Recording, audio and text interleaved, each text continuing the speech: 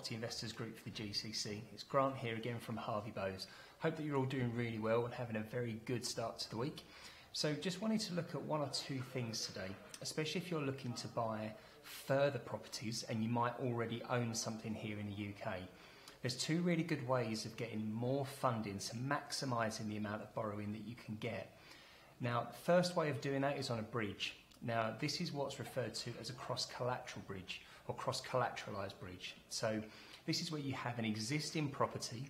You may not have a mortgage on it. Let's say you bought it in cash. We use that example today.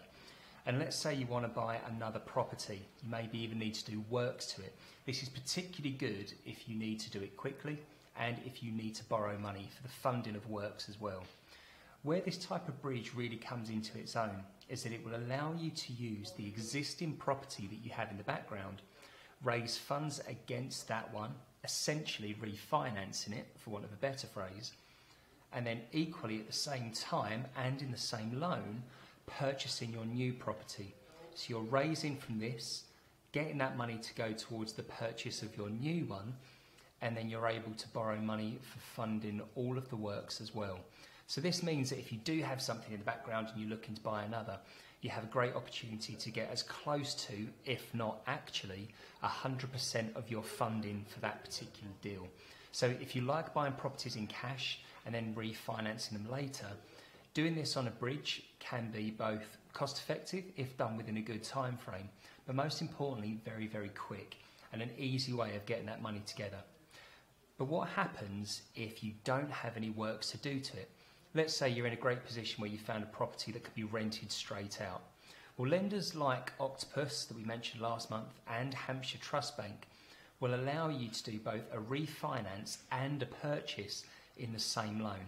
So it's the same process. You're raising against one or multiple of your background properties and putting that funding towards the purchase of a new one. Now, this is particularly useful. Another thing to consider is if you're doing this with a lender like Hampshire Trust, let's say the property that you already own is worth a lot more than the one you're trying to purchase, causing a bit of a difference between what's left over from that purchase and the money that you've raised.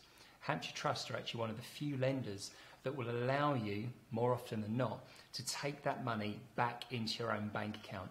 Now, this can be quite tricky, especially if you're an expat or a foreign national. They want the money to stay in the UK. 99.5% of lenders always want you to keep that money in the UK.